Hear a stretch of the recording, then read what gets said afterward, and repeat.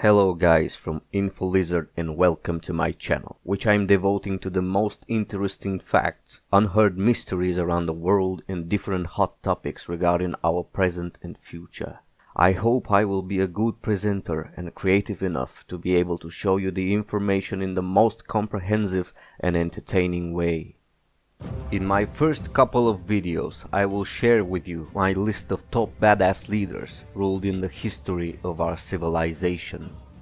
The first ruler I will talk about is Genghis Khan. His real name was Temujin, which means blacksmith, and according to the legends, he was born with a blood knot in his fist, a sign that one day he will become a great leader. His childhood wasn't easy. When he was very young, his father was poisoned by Tatars, which left his family without protection by their tribe. Later he was captured and enslaved by one of his father's allies, but he managed to escape with the help of one of the gods. This earned him a good reputation and helped him give a good start to his military career. When he became a Khan, he also gained a number of very powerful rivals, though his extraordinary mindset and tactical thinking turned the odds in his favor. He delegated authority based on merit and loyalty rather than family ties. He did not burn the villages of defeated rival tribes. Instead, he took the conquered tribes under his protection and integrated their members into his own tribe, who in return followed him with great loyalty.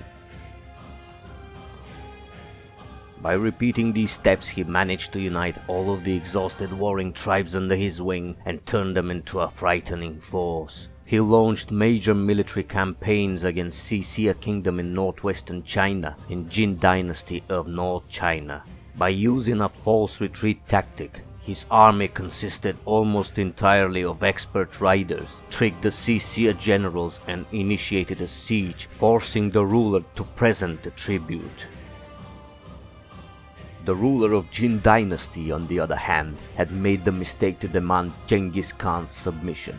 Instead of attacking them directly, Temujin patiently kept sending raid parties for over 3 years into Jin's countryside, which led to cities being filled with refugees. Food shortages and diseases became a huge problem, and the Jin army ended up killing thousands of its own citizens. Of course, this was what Genghis Khan was looking for, so a few months later he besieged the capital of Beijing and later sacked it to the ground. In 1219, Genghis Khan signed a trade treaty with the Sultan of Khwarezm Empire in order to use the Silk Road, but when the first Mongolian caravan arrived, its goods were stolen and its merchants were killed. Even the ambassadors were not spared, and this meant only war. Despite being outnumbered, the Mongol horde devastated one Khwarezm city after another. Craftsmen and literate people were pardoned, while aristocrats and resisting soldiers were killed. Ordinary workers were enslaved and were often used as human shields during next assaults. In a time when all religions and their heresies were fighting among themselves, the great Khan promoted a religious tolerance, although with small exception. He forbade Islamic practices like halal butchering, forcing Mongol butchering of animals upon Muslims, which instead of slitting the throat of the animal, involves making a small incision in the belly, and the butcher reaches in and either tears the aorta or simply holds the heart until it stops. This method was considered more humane by the Mongols due to the lack of spilling blood during the procedure. Temujin also forbade the circumcision, affecting both Muslims and Jews in this realm, though many continued practicing their rituals secretly. Genghis Khan founded the biggest empire in the history of mankind, stretching from the far seas of Asia to Eastern Europe. Well, if we can count this as an accomplishment, he had so many concubines that estimated number of his descendants today is almost 20 million. Yes guys, this man loved his women and he didn't care about damn precautions. The great mystery about him, however, is that for nearly 800 years many adventurers and enthusiasts have been searching for his tomb, but no one hasn't been able to find it. The legend says that he was buried on a peak in the Khenti mountains called Burkhan Khaldun. He had hidden from the enemies on that mountain as a young man and pledged to return there in death.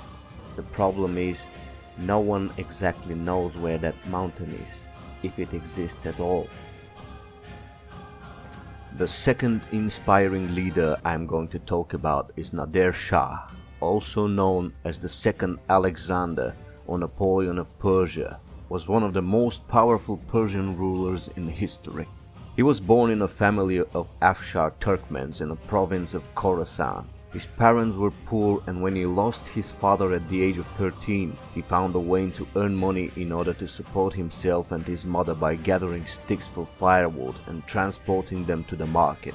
When he was at 17, a band of Uzbek Tatars invaded Khorasan and looted its villages, killing many peasants. He and his mother were captured and carried off into slavery, which led to his mother's death due to the miserable conditions during their captivity. Despite the obstacles, Nader managed to escape and return to his homeland. By the early 18th century, the Persian state was in serious decline, and the presence of the weak ruler Sultan Hussein worsened the situation further, which led to the forming of various rebellious factions in the realm. Mahmud Hotaki, the leader of the Afghan rebels, managed to overthrow Hussein and took the power in his hands. At that time, Nader wasn't really into politics, but being discontent with the Afghan governance in Khorasan made him rebel and build up his own little army.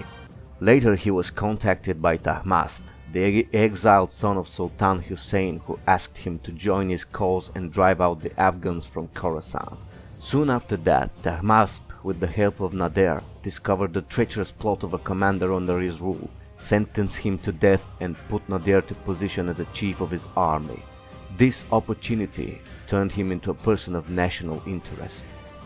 With a trained army under his command, he succeeded recapturing Mashhad, one of the most important cities in Persia. He defeated Abdali Afghans near Herat, Gilzai Afghans first at the Battle of Damgan, then decisively at Murshakot, banishing them from Persian soil forever. Owing to these spectacular military victories, he was awarded with the governorship of many eastern provinces, including his homeland Khorasan. Being confident of his own capabilities, in 1735 he decided to attack the Wolf of the Middle East and the biggest rival of Persia, the Ottoman Empire. Half a decade of struggles on the battlefield finally gave a fruit, and the Ottomans sued for peace, recognizing Persian territorial integrity as well as Persian hegemony over the Caucasus. Especially this military campaign and his fame made his overlord Tahmasp grow jealous, and while Nader was absent in the east, Tahmasp, with the thirst to prove himself worthy, launched a second war against the Ottomans, ending up losing all of Nader's recent gains. Well, what a jerk, right? At the same time, the Abdali Afghans rebelled and besieged Mashhad, forcing Nader to suspend his campaign and save his brother. It took Nader long and tiresome 14 months to crush this uprising. He got furious over Tahmasp's embarrassing military stupidity and saw the moment as an opportunity to denounce him. When he went to Isfahan, he got Tahmasp drunk and showed him to the courtiers, asking if a man in such a state was fit to rule. This act helped him in 1732 to force Tahmasp to abdicate in favor of his infant son, to whom Nader became regent. He didn't have to worry about the throne for many years in the future, so he decided to continue the Ottoman war and win back the lost territories in Armenia and Georgia by seizing Baghdad and offering it in exchange for these provinces.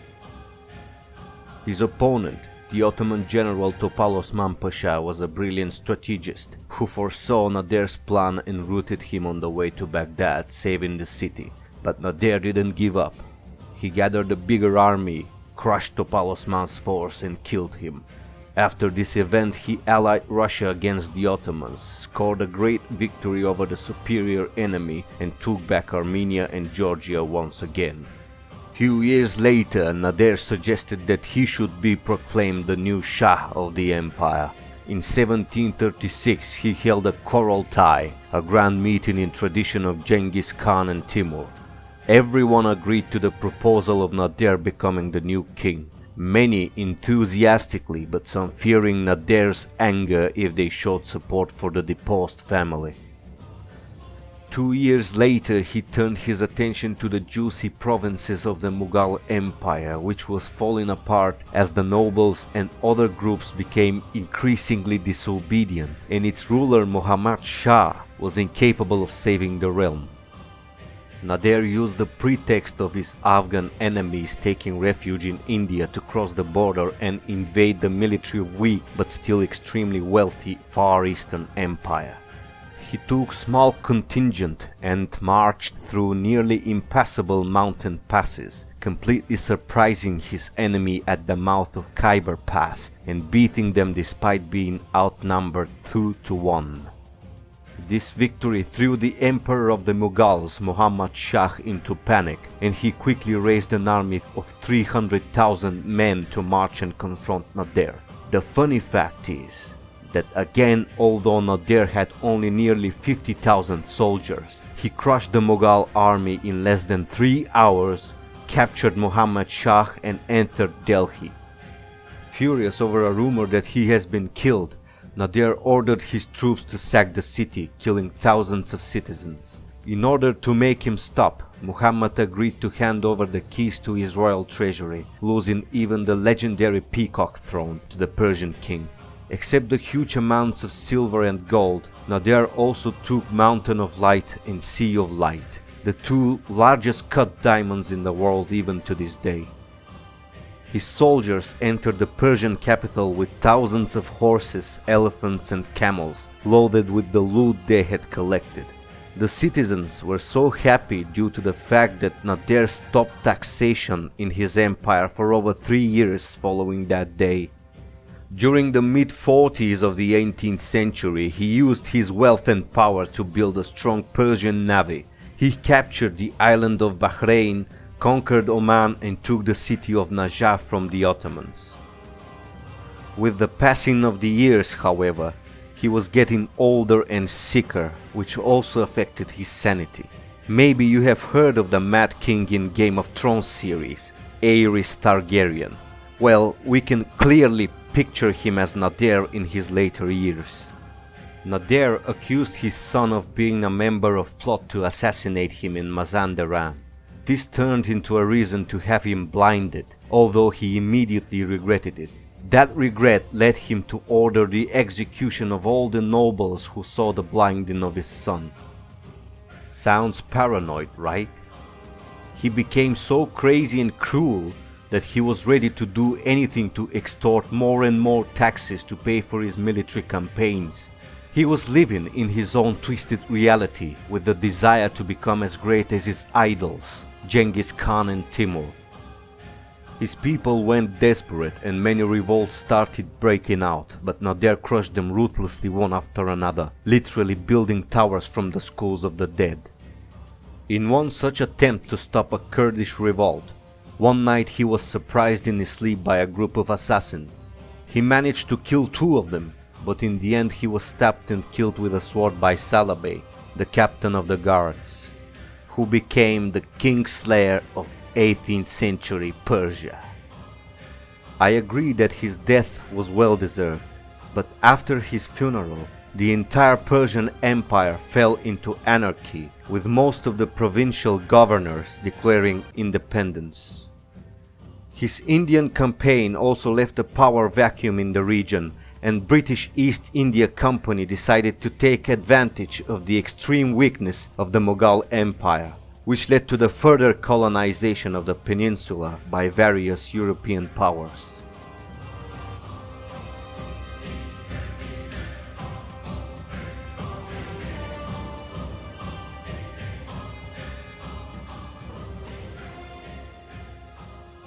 Thank you for watching my video, guys. If you feel intrigued, stay tuned for the next episode of other badass rulers. My list is pretty long, I assure you.